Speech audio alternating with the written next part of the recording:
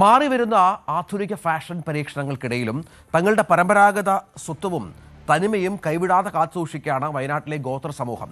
പുതിയ കാലത്തിന്റെ ആഭരണങ്ങളോട് വിമുഖത കാട്ടി പ്രകൃതിയോട് ഇണങ്ങി നിൽക്കുന്ന തോട എന്ന പരമ്പരാഗത കാതാഭരണത്തെ ഇന്നും നെഞ്ചിലേറ്റുന്ന ഗോത്രമുത്തശ്ശിമാർ വയനാടൻ ഊരുകളിലെ വേറിട്ട കാഴ്ചയാവുകയാണ്. തലമുറകളുടെ കഥ പറയുന്ന ഈ പരമ്പരാഗത ഗോത്രാഭരണ പാരമ്പര്യത്തെക്കുറിച്ചുള്ള പ്രത്യേക റിപ്പോർട്ട് കാണാം. ലോഹാഭരണങ്ങളുടെയും കണ്ണഞ്ചിപ്പിക്കുന്ന പുതിയ ഡിസൈനുകളുടെയും തിളക്കത്തിലേക്ക് ലോകം മാറുന്നതിനും എത്രയോ മുൻപാണ് പൂർണ്ണമായും പ്രകൃതിദത്തമായ വസ്തുക്കൾ കൊണ്ട് ഗോത്രവിഭാഗങ്ങൾ തങ്ങളുടെ സൗന്ദര്യ സങ്കല്പങ്ങൾക്ക് രൂപം നൽകിയിരുന്നത്. കാടും കാട്ടറിവുകളും തുന്നിച്ചേർത്ത ആ ജീവിത രീതിയുടെ ഏറ്റവും മനോഹരമായ അടയാളമാണ് കാതുതുളച്ച് വലിയ സുഷിരമുണ്ടാക്കി ധരിക്കുന്ന ഇവരുടെ പരമ്പരാഗത തോടകൾ. പണ്ടുകാലത്ത് ലോഹങ്ങൾ അത്ര പ്രചാരത്തിലാകാതിരുന്ന കാലത്ത് ഈന്തപ്പനയോലയും കരിമ്പനയോലയും ഈർക്കലുകളുമെല്ലാം കൃത്യമായ വട്ടത്തിൽ ചുരുട്ടിവെച്ചാണ് ഇവർ കാത് വളച്ചെടുത്തിരുന്നത്. പ്രകൃതിയിൽ നിന്ന് നേരിട്ട് ശേഖരിക്കുന്ന ഇത്തരം ഓലച്ചുരുളുകൾ വളരെ ശ്രദ്ധയോടെ കാതിൽ അണിഞ്ഞിരുന്നത് കൊണ്ടാണ് പിൽക്കാലത്ത് ഈ ആഭരണത്തിന് തോട എന്ന പേര് വന്നതും.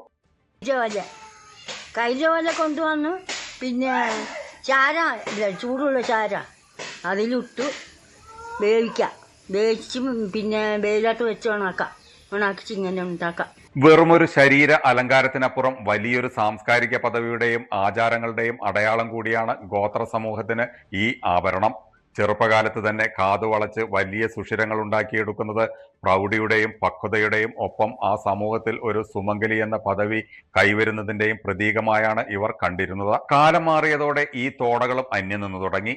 സർക്കാർ ആദിവാസി ജനവിഭാഗങ്ങളുടെ പരമ്പരാഗത കലകളും കരകൗശല വിദ്യകളും സംരക്ഷിക്കാനായി കൊണ്ടുവന്ന ചില പദ്ധതികളിലൂടെ ഇത്തരം പരമ്പരാഗത അറിവുകളെയും ഗോത്ര നിർമ്മിതികളെയും വീണ്ടെടുക്കാനുള്ള ശ്രമങ്ങളും നടക്കുന്നുണ്ട്. എങ്കിലും പുതിയ തലമുറ പൂർണ്ണമായും ആധുനിക ഫാഷനുകൾക്ക് പിന്നാലെ പോകുമ്പോൾ ഈ പാരമ്പര്യം തങ്ങളോടൊപ്പം മാഞ്ഞു പോകുമോ എന്ന ആശങ്കയും ഈ മുതിർന്ന തലമുറ പങ്കുവയ്ക്കുന്നു.